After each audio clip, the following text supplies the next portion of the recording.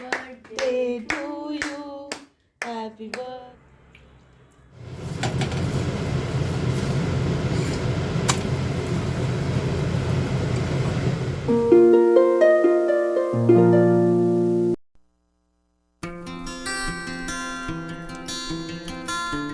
নমস্কার, কেমন আছেন সবাই? আমি নন্দিনী। আপনাদের সবাইকে আরো একবার স্বাগত জানাচ্ছি আমার চ্যানেলে, আমার আরেকটা নতুন ভিডিওতে।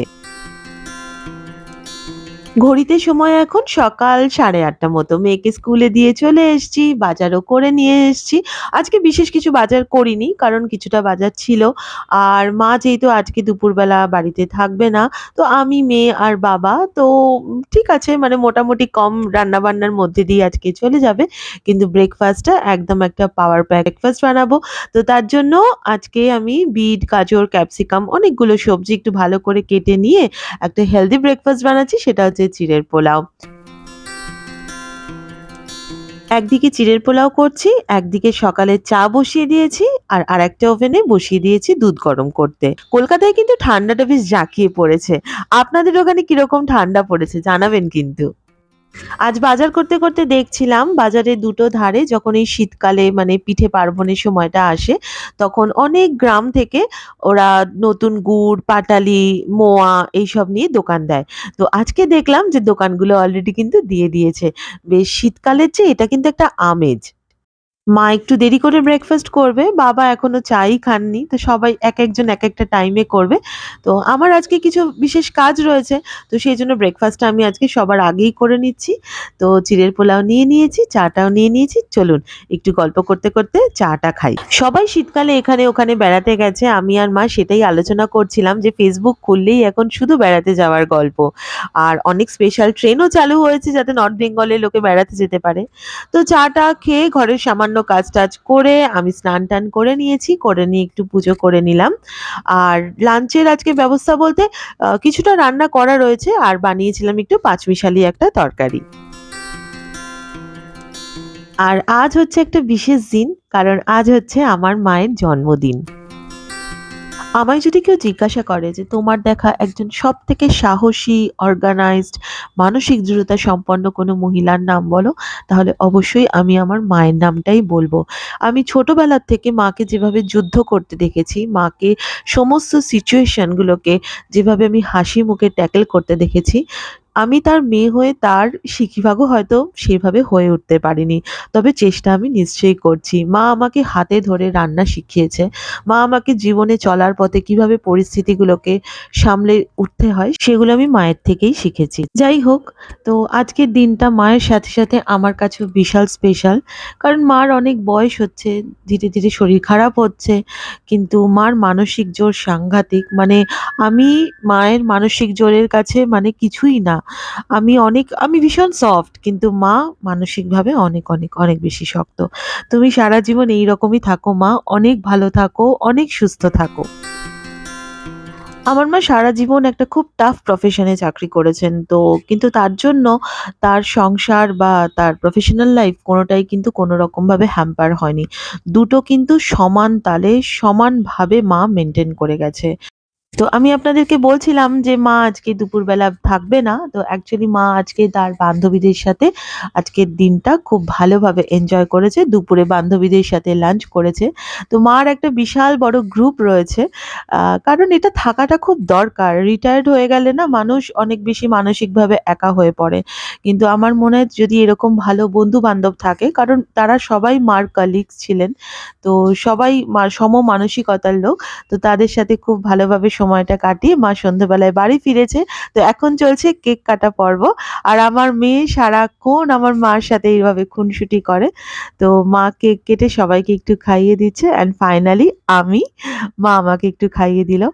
আর আজকে রাত্রিবেলা আমি মায়ের পছন্দ অনুযায়ী একটুখানি ডিনার প্রিপারেশন করব। কারণ মা যেহেতু দুপুরবেলা অনেক বেশি হেভি লাঞ্চ করেছে, তো রাত্রিবেলা খুব একটা বেশি রান্না হবে না, হালকার মধ্যেই। তো আমি আজকে মার জন্য বানিয়ে নিচ্ছি মারই ফেভারিট মেথির পরোটা আর আলুর তরকারি।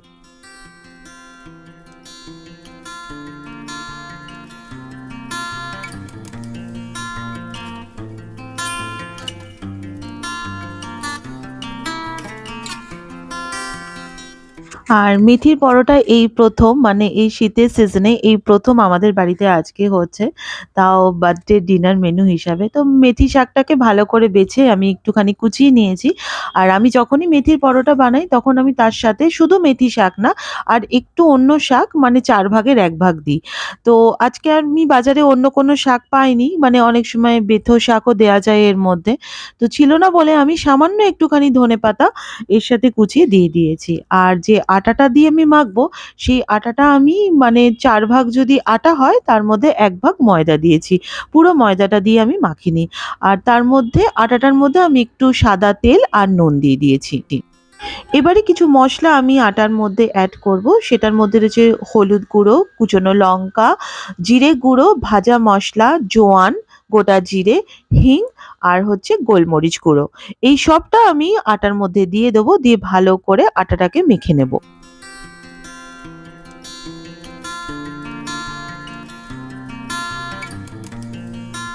আটাটাকে ভালোভাবে মসলার সাথে নুন আর তেলের সাথে আগে মিশিয়ে নিতে হবে।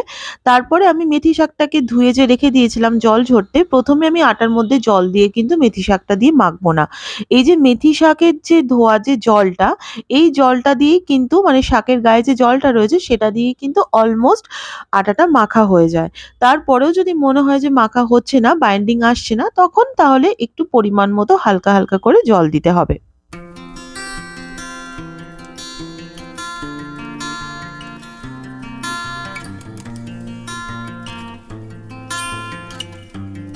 দেখুন আমার শাকের সাথে আটাটা মাখা হয়ে গেছে কিন্তু বাইন্ডিংটা যেহেতু ভালোভাবে আসছিল না, সেইজন্য আমি অল্প করে জল একটু ছড়িয়ে, ছড়িয়ে মেখে নিচ্ছি।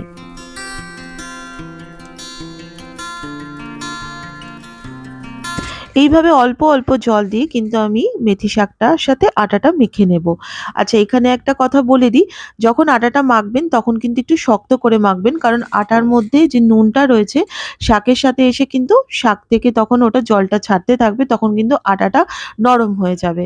তো সেইজন্য যদি শক্ত করে ১ম থেকেই মাখা হয় তাহলে ওই যে জলটা ছাড়বে শাক থেকে তাহলে আটাটা প্রপারলি তখন কিন্তু মাখা হয়ে যাবে। এইবারে যে আলুর তরকারিটা আমি বানাবো, তো সেটার জন্য আমি আলুটা আগেই বয়েল করে রেখে দিয়েছি, জল ঝরতে দিয়ে দিয়েছি। আর একটুখানি টমেটো আমি এখানে একদম কুচি, কুচি করে কেটে নিয়েছি। আর তেলের মধ্যে জিরে ফোড়ন দিয়েছি। সামান্য তেলই লাগে এই তরকারিটা রান্না করতে। আর টমেটো কুচোটা দিয়ে সামান্য নুন দিয়ে ভালো করে কষাতে দিয়ে দিয়েছি। আর এর মধ্যে যে নরমাল যে মসলা নুন, হলুদ, লঙ্কা গুঁড়ো সব দিয়ে দিলাম। আর দিয়ে দিলাম কড়াইশুঁটি। কারণ কড়াইশুঁটিগুলো তো ফ্রোজেন না, একদম টাটকা কড়াইশুঁটি, সেটা একটু সেদ্ধ হতে টাইম লাগবে। তো দেখুন টমেটো থেকেও জল ছাড়তে শুরু করে দিয়েছে। এবার আমি সেদ্ধ করা যে আলুটা এর মধ্যে দিয়ে দিলাম। দিয়ে ভালো করে নেড়ে চেড়ে একটুখানি হাত ঘোরানো জল দেব। আর পরিমাণ মতো নুন মিষ্টি যেরকম সবাই খান সেই বুঝে দেবেন। আর কাঁচা লঙ্কাটাও কিন্তু যার বাড়িতে যেরকমভাবে ঝাল খাওয়া হয় সেই বুঝে দেবেন। এই পরোটার সাথে কিন্তু এই তরকারিটা দারুণ লাগে।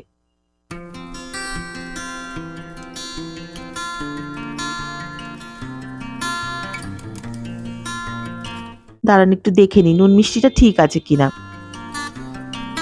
হ্যাঁ, বেশ ঠিক আছে। এবারে একটুখানি নামানোর আগে ধনেপাতাগুলো দিয়ে দেবো। ব্যাস ধনেপাতাও দেওয়া হয়ে গেল। এবারে নেড়ে চেড়ে নিয়ে চাপা দিয়ে রেখে দেবো। ব্যাস হয়ে গেল আমার আলুর তরকারি। একদম চটজলদি হয়ে যায় এটা।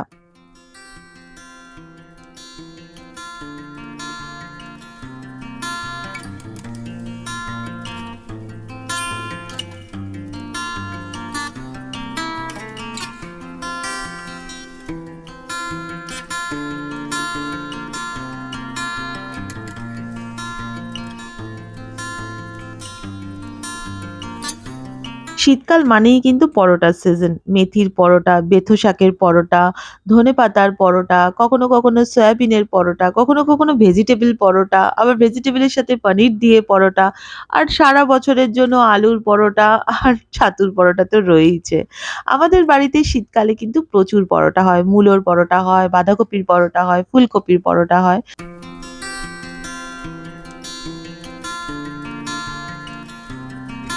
এবার পরোটাগুলো একে, একে বেলে নিয়ে চটজলদি সেঁকে নেব।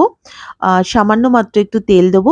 আপনারা যদি চান তো তাহলে একদম দেশি ঘি যেটা সেটা দিয়েও করতে পারেন। তাতেও কিন্তু গন্ধটা দারুণ আসে, ফ্লেভারটাও দারুণ হয়। আর যখন আটাটা মাখবেন মেথি শাক দিয়ে তখনও কিন্তু ১ চামচ ঘি দিতে পারেন। সেক্ষেত্রেও খুব ভালো লাগে। তো আমি আর আজকে দিইনি কারণ আজকে মার অনারে এই খাবারটা বানানো। তো মার যেটা পছন্দ সেটাই আজকে হচ্ছে।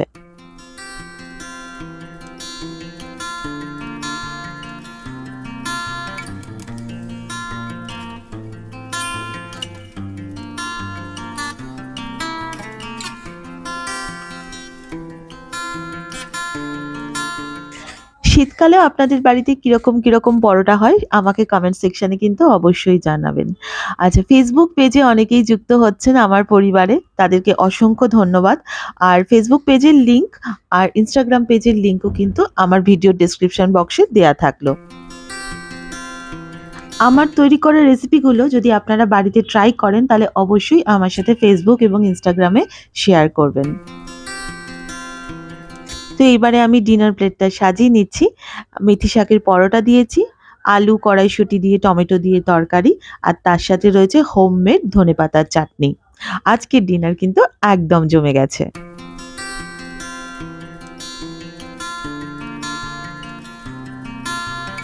আমার শ্বশুরমশাই, আমার মা, আমার হাসব্যান্ড, আমার মেয়ে আর আমি। এই নিয়ে আমার একটা ছোট্ট জগৎ। তো এই ছোট্ট জগতের সবকটা সদস্য যখন আমরা ডিনার টেবিলে বসে খেতে বসি, কারণ সারাদিন তো সবার একসাথে দেখা হয় না। তো যখন কথা বলি তখন কথা বলতে খেতে কিন্তু আমাদের অনেকটা টাইম হয়ে যায়। যাই হোক আজকে কিন্তু বার্থডে ডিনারটা দারুণ ছিল। মা খেয়ে খুব ভালো বলেছে। শুধু মা নয়, বাবা, মেয়ে, হাসব্যান্ড সবাই ভালো বলেছে। তখন না মনটা কিন্তু আনন্দে ভরে যায়।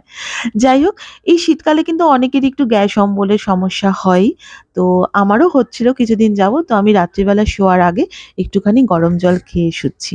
তো আমার সব কাজ হয়ে গেছে। রান্নাঘরের লাইটটা একটু নিভিয়ে দিচ্ছি। গরম জলটা খাবো আর শুতে যাবো। যদি আমার ভিডিওটা ভালো লাগে তাহলে প্লিজ আমার চ্যানেলটাকে সাবস্ক্রাইব করবেন। আর আপনাদের ফ্রেন্ডস অ্যান্ড ফ্যামিলির সাথে আমার ভিডিওটা পারলে শেয়ার করবেন। আর একটা ছোট্ট লাইক করে দেবেন। আপনাদের করা একটা লাইক আমাকে অনেক বেশি মোটিভেট করে। তাহলে দেখা হচ্ছে নেক্সট ভ্লগে। ততক্ষণের জন্য সবাই খুব ভালো থাকবেন, নিজের যত্ন নেবেন, অনেক ভালো থাকবেন। আর খুব ভালো করে শীতকালটা এনজয় করুন। Take care, tata.